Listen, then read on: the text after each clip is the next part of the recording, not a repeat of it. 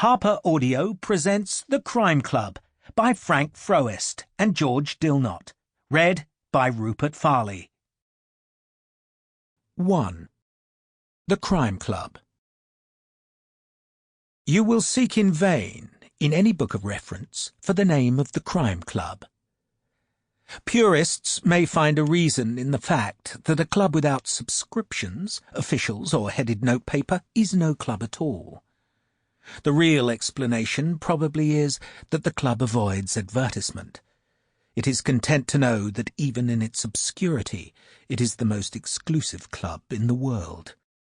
No member is ever elected. No member ever resigns. Yet the wrong man is never admitted, the right man rarely excluded.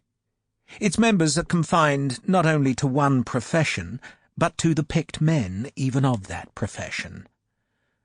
Unostentatious as its existence is, its headquarters, a little hotel handy to the Strand, wherein some years ago Forrester and Blake of the Criminal Investigation Department had discovered a discreet manager, a capable chef, and a back dining room. The progress of time and the tact of the manager had conceded a sitting room with a dozen or so big and deep armchairs.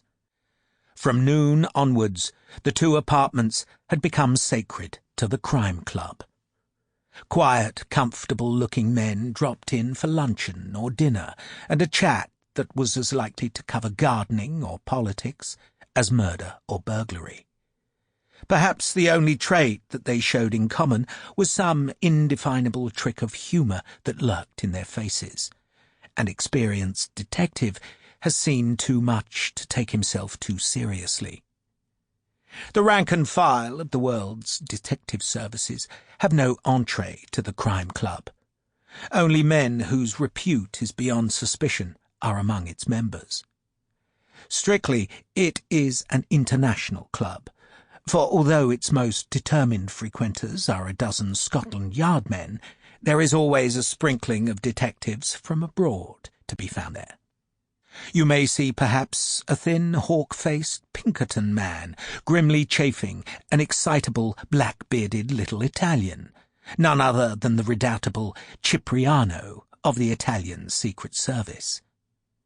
In the group about the fire are Kuntz of Berlin, a stolid, bovine-faced man whose looks belie the subtlety of a tempered brain.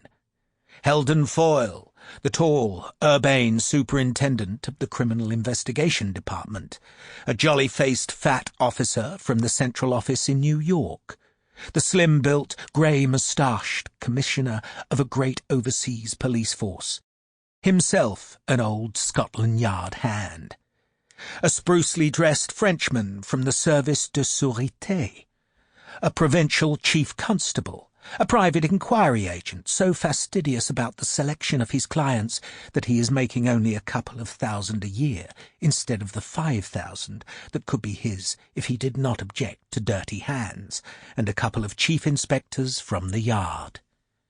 Search the newspaper files of the world, and you will here and there get a hint of remarkable things done by these men, of supreme feats of organization in pursuit, of subtleties in unveiling mysteries, of bulldog courage and tenacity, of quick-witted resource in emergencies.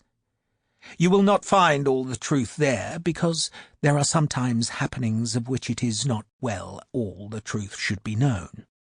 But you will gather much from the manner of men they are. Sometimes, over coffee and cigars, the talk may drift to some of the affairs of the profession. Some of these find a place in the present chronicles. 2. The Red-Haired Pickpocket. Jimmy Iles was some dip. That was how he would have put it himself. In the archives of the New York Central Detective Bureau, the description was less concise, but even more plain. James Jimmy Iles, alias Red Jimmy, alias etc. Expert pickpocket.